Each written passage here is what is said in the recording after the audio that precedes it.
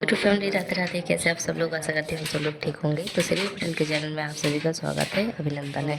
तो हम आज एक और नई वीडियो लेकर आए हैं जो आप लोगों को बहुत ही पसंद आने वाली ये वीडियो है।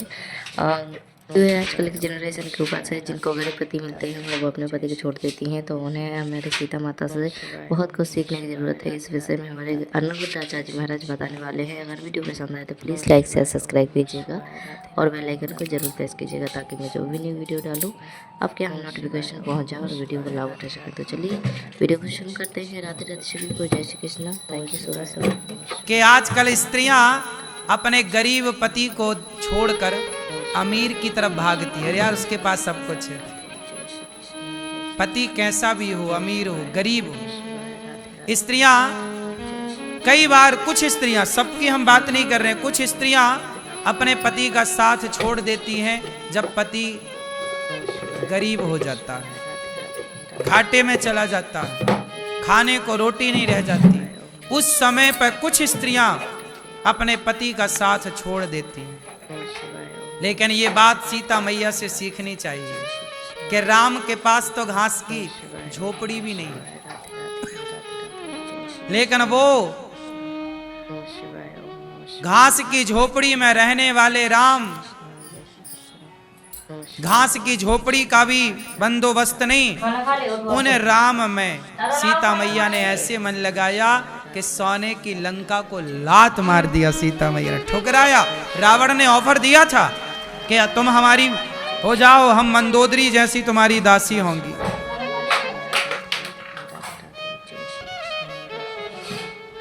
तुम हमारी हो जाओ। रावण ने कहा था ना, क्यों मेरी माँ? ऑफर दिया ना रावण ने। क्या सीता मैया ने रावण के ऑफर को स्वीकार किया? सोने की लंका के ऑफर को ठुकरा दिया सीता मैया ने। और तुम नेताजी की 100 रुपया की साड़ी के लिए मर जाती हो, मर मर गिर गिर पड़ती हो। अंतर है, क्यों मेरी माँ? पर पुरुष साड़ी बांट रहा, तुम काहे ले रही हो? साड़ी पति की पहनो, रोटी पति की खाओ, गरीब है तो नमक रोटी खाओ, स्वाभिमान से जियो। कोई पराया मर्द साड़ी बांट रहा है, क्यों ले रही हो? गैर मर्दों के कपड़े क्यों पहनना?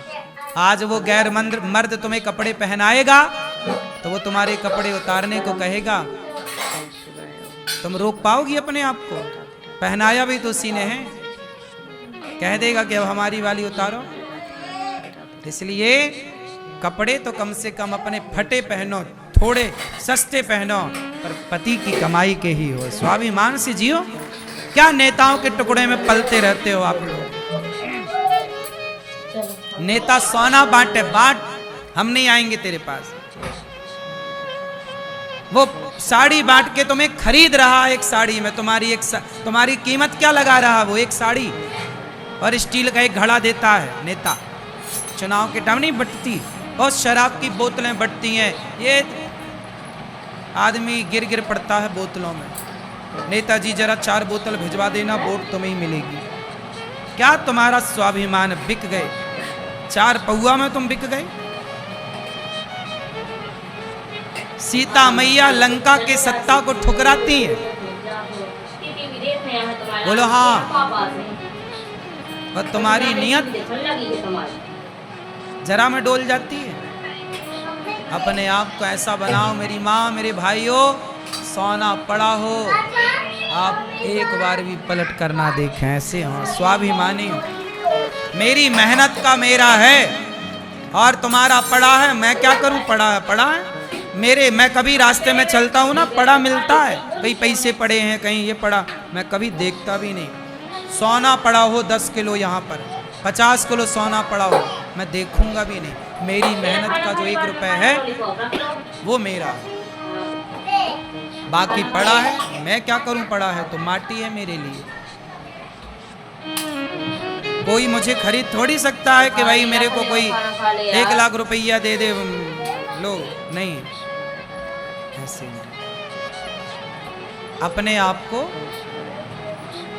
स्वाभिमानी बनाओ। अभिमान बुरा है, स्वाभिमान अच्छा है। क्यों मेरी माँ? सीता मैया कैसी? हम वनवासी पति के साथ रहेंगे। हमारे पति के पाँव में चप्पल नहीं है, नहीं हम रहेंगे उन्हीं के साथ। हम सोने पुष्पक विमान में चलने वाले रावण को ठुकरा दिया। खुद का एरोप्लेन है रावण का। आजकल लोग जरा, कुछ लोग, कुछ स्त्रियां और कुछ पुरुष, मैं दोनों की बात कर रहा हूं, तुम जरा किसी का पैसा देख लेते हो ना, तुम्हारी बुद्धि भ्रष्ट हो जाती है कि यार पैसे वाला है, चलो उसके पास चलते हैं।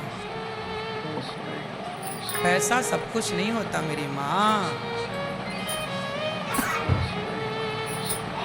तो सीता मैया जैसी नारी आपको बनना है, राम जैसा पुरुष आपको बनना है। लंका में अच्छे लोग थे कि बुरे लोग थे? बोलो, बुरे लोग थे। लेकिन उन बुरे लोगों में भी विभीषण पर बुराई ना चढ़ी, त्रिजटा पर बुराई ना चढ़ी। जबकि ये दोनों, त्रिजटा और विभीषण, ये लंका में ही रहा करते थे। लंका में सारे लोग मांसाहारी हैं, गलत काम करने वाले हैं। लेकिन उन गलत काम करने वालों के बीच में विभीषण राम के भक्त हैं। जब पापियों के बीच में विभीषण जैसा भक्त हो सकता है, तो आज देश का, समाज का कितना भी बुरा माहौल क्यों ना हो, आप अपने आप को तो बचा ही सकते हैं ना, जैसे विभीषण ने बचाया। बचाना चाहा तो बच गए विभीषण, और नहीं बचाना चाहा तो ज्ञानी रावण भी बुराइयों में डूब गया। बोलो, रावण ज्यादा विद्वान था कि विभीषण? बोलो, हाँ, बचाना चाहा तो कम पढ़े लिखे विभीषण ने अपने को बचा लिया बुराइयों से, और नहीं बचाना चाहा तो रावण जैसा विद्वान भी बुराइयों में डूब गया। आप किस गली में रहते हैं, किस मोहल्ले में रहते हैं, किन लोगों के पास में रहते हैं, मायने रखता है। और इस सारी बातों से ज्यादा ये बात मायने रखती है कि आप किस माहौल में रहना पसंद करते हैं। लंका में भी विभीषण रह सकता है, हर बुरे से बुरे माहौल में भी अपने आप को बचाया जा सकता है। मेरी गली के लोग शराब पीते हैं, पीते रहें, मुझ पर प्रभाव ना पड़े। गली के लोग, परिवार के लोग मांस खाते हैं, खाते रहें, मुझ पर, मैं दूसरों का ठेका ना लूं, अपना ठेका लूं। मैं दूसरों का ठेकेदार ना बनूं, अपना ठेकेदार बनूं। बोलो हाँ,